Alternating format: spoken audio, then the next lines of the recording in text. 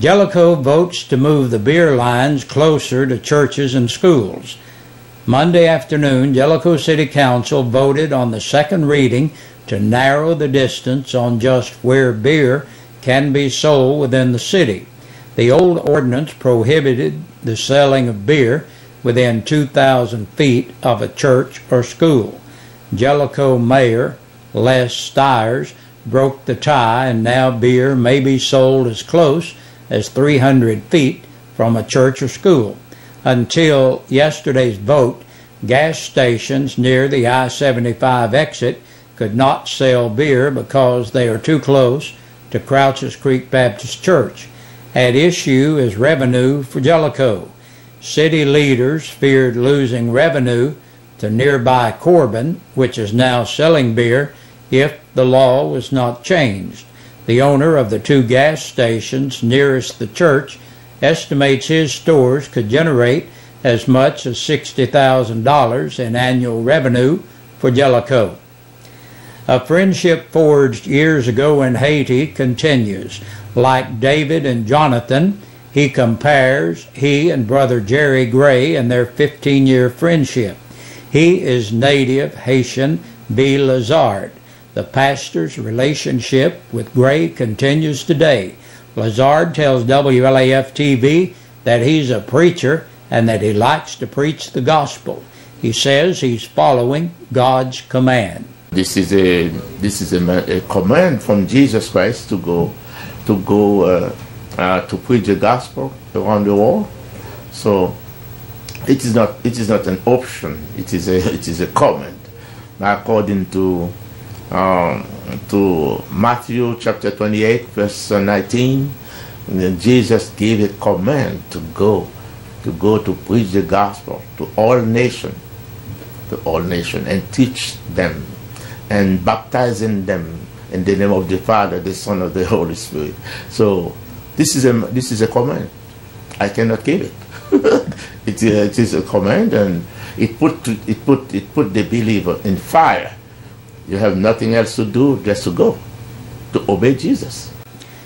Gray's hosted Lazard here in Campbell County the past several days, with the missionaries speaking at First Independent Missionary Baptist Church in La Follette and in Jacksboro at the Indian Mound Baptist Church. Halls wins over our Cougars. Yesterday afternoon at Knoxville, Halls continued its winning ways on the diamond. The Red Devils posted 12 runs en route to a 12-2 win over the Campbell County Cougars. Campbell falls to 6-4 on the season and 1-4 in the district. Campbell County has a chance to pick up a District 3 win as well as avenge the loss to Halls. Campbell hosts Halls tomorrow at 6 o'clock at Brown Archer Field. Last Friday and Saturday, the Median Ladies Sunday School class from East Jacksboro Baptist Church held a yard, bake, and hot dog sale. The teacher of the ladies class tells WLAF-TV 12 that it was a great success. Darlene Bruce says that the sales totaled $1,500, and with the other donations and collections made since the first of the year, the total they have is around $3,100 to donate to the Campbell County Cancer Association. The Campbell County Cancer Association annual telethon is coming up here on WLAF Channel 12 on April 7th at 7 p.m. Joy Smith and other volunteers from the church braved the rainy weather for a car wash with the money to go to the local Relay for Life. They collected around $200. Great work. Not long ago, we told you about Marine Lance Corporal Cody Evans. Evans was gravely injured in Afghanistan and is currently at Bethsaida, Maryland Medical Center getting treatment to recover from his wounds. And the community of Speedwell is reconstructing his house and is requesting volunteer painters to help this hometown hero. The Office of the Director of Campbell County Veterans says the project is on the downhill side, but there are some finishing touches to do. If you can volunteer, or have any questions, you can call Kevin Walden at 562-3531. And this evening is the community prayer meeting. The meeting is held at the Old Westcliff Follett School at 7 o'clock this evening. And that's our news for this Tuesday. Stay tuned next for the Sheriff's Report from the Campbell County Sheriff's Office. Now let's look at the Campbell County Sheriff's Department report for today and those booked into the jail in the past 24 hours. There are 8 names on our report today. Daniel Cook, age 25, of South Haven Road in Knoxville, on a capious bench warrant. 63-year-old Edward Lee Housley of Sandy Circle of Follett, on a capious. Michael Lee Lindsay, 41, of Moonview Drive, La Follette, on an attachment for child support.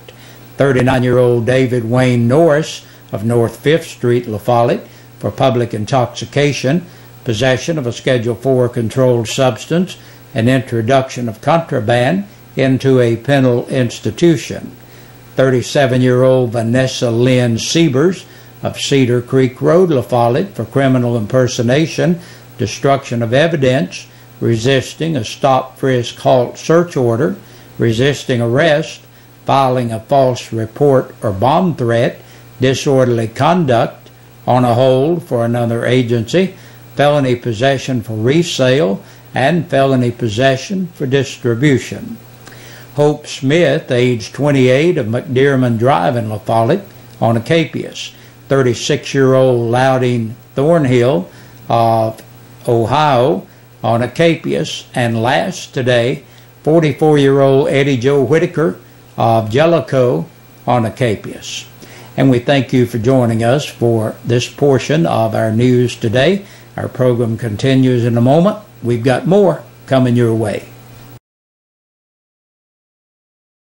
We sing happy birthday to you, and may all your dreams come true. Happy, happy birthday. Oh, this is your birthday song. Oh, celebration all night long. Oh, may all you. Good Tuesday evening, everybody. Welcome into your birthdays and anniversaries, brought to you by Eastside Pizza and Deli and WLAF. Celebrating a birthday today, Mr. Eli Massengill starting off our list today. He turned 7. Got a belated birthday back from Sunday. Joey Johnson turned 31. Jan Moe celebrating a birthday today. And Kristen Campbell turned 9 today. So happy birthday to all of you. Joyce and Bruce Evans celebrate 36 years today for anniversaries. And Mike and Patricia Bird celebrated 3 years today, so congratulations to you. All of you are qualified for our upcoming drawing this coming Friday for 2 free dinners from Eastside Pizza and Deli. You can qualify at 562-1450, 566-1450, or 562-3557.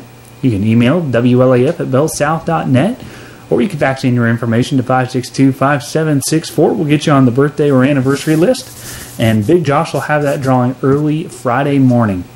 And that does it for our birthdays and anniversaries for this Tuesday. So I'll see you back here for your midweek edition of birthdays and anniversaries. Stay tuned. Your news continues.